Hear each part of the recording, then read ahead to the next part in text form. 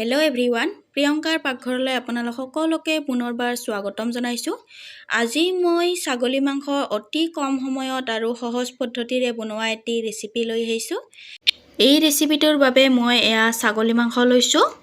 লগতে মছলাৰ বাবে 3টা পিঁয়াজ লৈছোঁ এনেদৰে কাটি, লগতে 5টা জলকীয়া, নহৰু পেষ্ট, আদাৰ পেষ্ট, এখিলা তেজপাত, লগতে মই এটা আলু কাটি লৈছোঁ। এতিয়া মই যেহেতু কুকাৰত বনাম, কুকাৰটো গৰম দিলোঁ। ইয়াত মই আধা কাপ মিঠাতেল লৈছোঁ।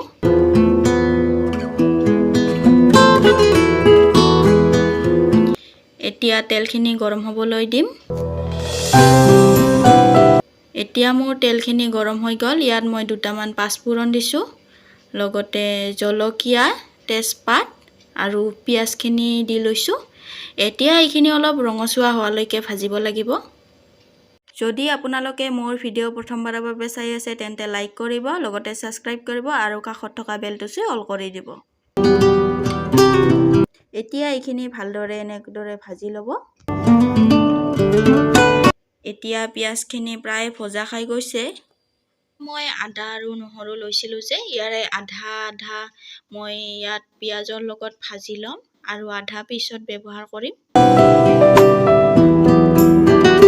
এতিয়া এইখিনি দি কেঁচা গোন্ধটো যোৱালৈকে অলপ লৰাই ল'ব। এতিয়া মই ইয়াত হালধি গুড়ি দি লৈছোঁ। এতিয়া এইখিনি অলপ লৰাই ল'ব।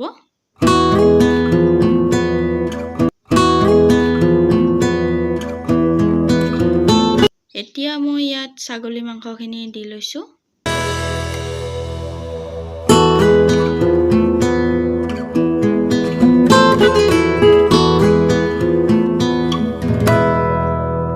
ছাগলী মাংসখিনি এনেদৰে ভাজি ল'ব।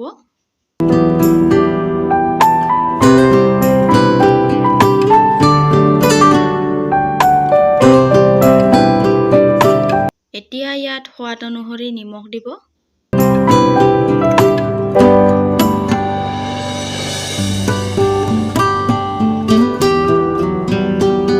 এনেদৰে কুকাৰত বনালে অতি কম সময়ত ছাগলী মাংসখিনি হৈ যায়। আৰু আপোনালোকে কুকাৰত নবনালে কেৰাহীতো বনাব পাৰিব, কিন্তু কেৰাহীত অলপ সময় লাগে বাবে মই এনেদৰে কুকাৰতে বনালোঁ।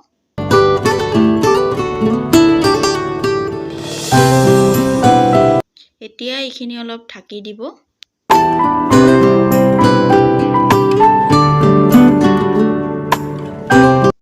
এতিয়া চাওক মাংসখিনিয়ে কেনেদৰে তেল এৰি দিছে।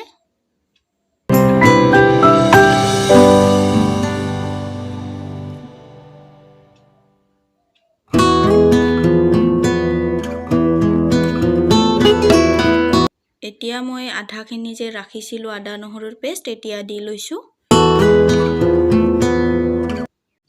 লগতে মই জিৰা পাউডাৰখিনি আৰু অলপমান জালুকৰ গুড়ি দি লৈছোঁ।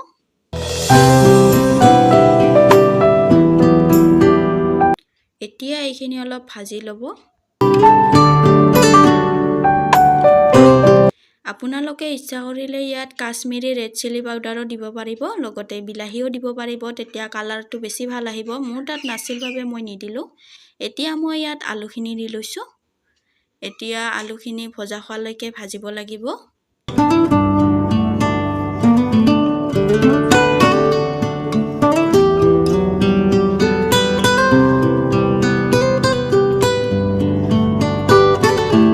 এয়া মোৰ আলুখিনি ভজা খাই গৈছে। এতিয়া মই ইয়াত পানী দি লৈছোঁ।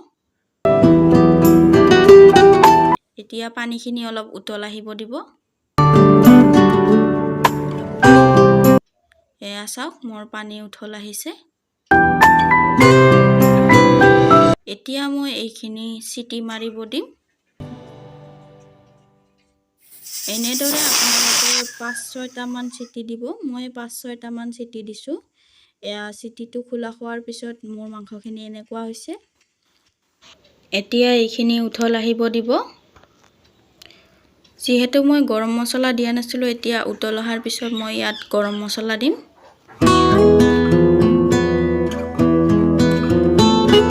এয়া মই গৰম মছলা আৰু লগতে মই এভৰিডেৰ মিট মছলাও দিছোঁ। এতিয়া এইখিনি এনেদৰে লাৰি দিব।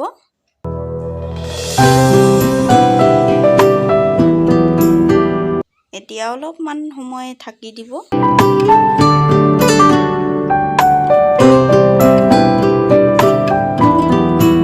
এতিয়া মোৰ ছাগলীৰ মাংস খাবলৈ ৰেডি।